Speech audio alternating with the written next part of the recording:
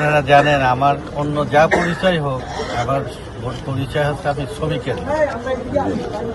তাহলে শ্রমিকরা যেখানে বিপদগ্রস্ত হবে তাদের সেই বিপদ থেকে তাদেরকে রক্ষা করা, তাদের পাশে দাঁড়ানো আমার কর্তব্য।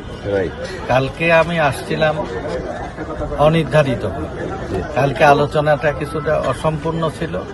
আজকে বিআরটিসি শ্রমিক কর্মচারী ইউনিয়নের সেক্রেটারি, ভারপ্রাপ্ত চেয়ারম্যান আর এই তেজগাঁ ইউনিট সহ সারা বাংলাদেশের এই বিআরটিসি পরিবার এরা খোঁজ রাখছে।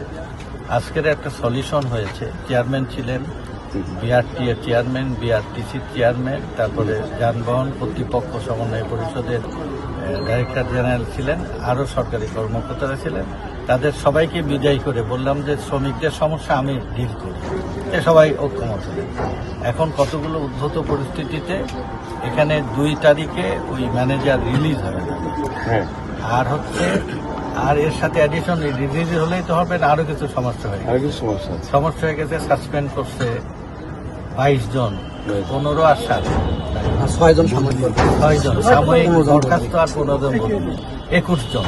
তাহলে কর্তৃপক্ষ শান্তিপূর্ণ পরিবেশ ফেরানোর জন্য তিনি একমত হয়েছে যে ঠিক আছে, আমি সবার সাসপেনশন প্রত্যাহার করে নেব আর বদলি শপথে বহাল করে দেব।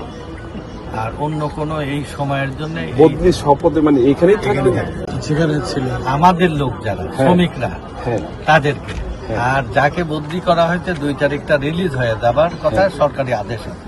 এর মধ্যে যদি কোনো জটিলতায় 2-1 দিন বিলম্ব হয়, সেটা আমাকেই দায়িত্ব দিয়েছে 2 অ্যাডভাইজার। এখানে আরো কয়েকজন অ্যাডভাইজার আছে। আমার বিশ্বাস যে আমি বললে তারা দ্বিমত করবে। এখন তার প্রেক্ষিতে তারা আমাকে যে দায়িত্ব দিয়েছে সেই দায়িত্ব বাস্তবায়নের জন্য আমি 10 সদস্য বিশিষ্ট টিমকে আমরা পাঠাচ্ছি হচ্ছে বিআরটিসি চেয়ারম্যানের কাছে। তার সাথে ফোনে কথা হয়েছে, ইনশাল্লাহ সবকিছুতে আমরা ঐক্যমত পোষণ করেছি।